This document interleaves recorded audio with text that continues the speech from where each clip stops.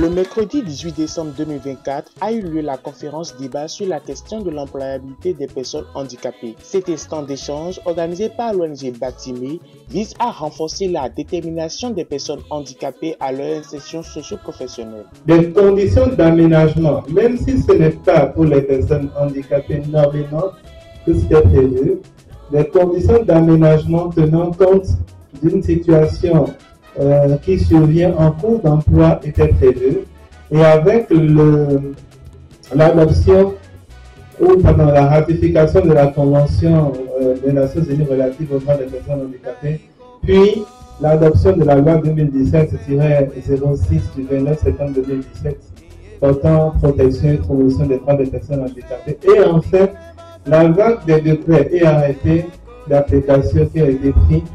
L'aménagement de postes, l'aménagement raisonnable devrait normalement pouvoir être fait pour permettre aux gens, une fois recrutés, de pouvoir travailler. En termes d'emploi, puisque la question parlait d'emploi, il y a également les emplois privés, l'auto-emploi ou l'entrepreneuriat. Le cadre juridique, là aussi, s'est enrichi avec la convention, la loi et les décrets d'application qui prévoient un cadre pour l'accompagnement et le soutien des personnes handicapées qui désirent entreprendre.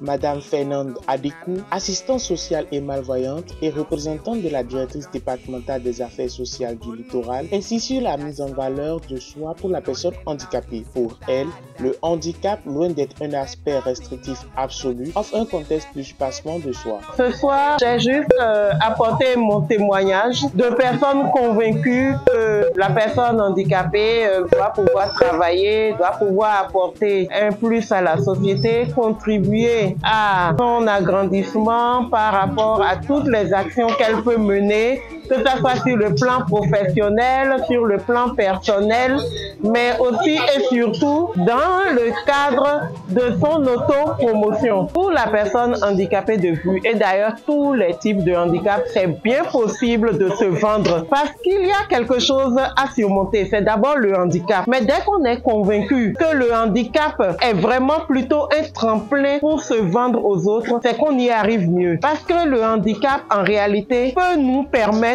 de dépasser des choses qu'on n'aurait jamais estimé possible quand on ne porte pas du tout de handicap. Le handicap nous permet de connaître notre vulnérabilité et d'adapter notre être à tout ce qu'on doit faire pour être comme les autres et plus que les autres. Je voudrais aussi solliciter le courage des personnes handicapées à aussi entreprendre. Tout le monde n'est pas appelé à être recruté. On peut aussi entreprendre et gagner sa vie et s'en sortir et être soi-même personne qui recrute d'autres personnes handicapées comme non handicapées pour travailler dans une entreprise. Aller à la quête de l'emploi et se faire valoir participerait à la promotion de l'employabilité des personnes handicapées. Monsieur Tilbus Dandinou, un employeur, est convaincu de la détermination et de l'assiduité de la personne handicapée. Il faut mettre les personnes handicapées en confiance. On a comme l'impression que les personnes handicapées sont repliées sur elles-mêmes par rapport à l'emploi et attendent que l'emploi vienne vers elles. Il faut qu'on brise ce tabou et que désormais les personnes handicapées n'ont qu'à chercher de l'emploi, c'est-à-dire déposer les dossiers partout tout en ayant confiance que sur la base de leurs compétences, on peut les choisir. En dehors de ma responsabilité au niveau de l'institution de microfinance, je suis coordonnateur des entreprises qui ont une vocation inclusive. Il faut dire qu'au jour d'aujourd'hui, j'utilise plus de 15 personnes handicapées. Handicapées visuelles, handicapées moteurs, handicapées auditifs. C'est par méconnaissance de la capacité des personnes handicapées. C'est des personnes qui sont de très bonne facture, qui travaillent, qui vous donnent 2 à 3 fois plus de résultats qu'une personne non handicapée. C'est des personnes d'abord qui ne mentent pas par rapport à leur CV et c'est des personnes qui sont assidues au travail. C'est ce que beaucoup d'entreprises ignorent. Et moi, je voudrais leur demander d'essayer les personnes handicapées. Pour Nadège Jaffa, une participante et entrepreneuse, il faut oser et ne pas se limiter à son handicap. En tant que personne handicapée, il faut oser et il ne faut plus du tout avoir peur de son handicap et avoir un bon CV. Et dans ce CV-là, notifier notre handicap. Instant d'échange, instant d'ambiance. L'appel à la prise de conscience sur la question de l'employabilité des personnes handicapées passe par toutes les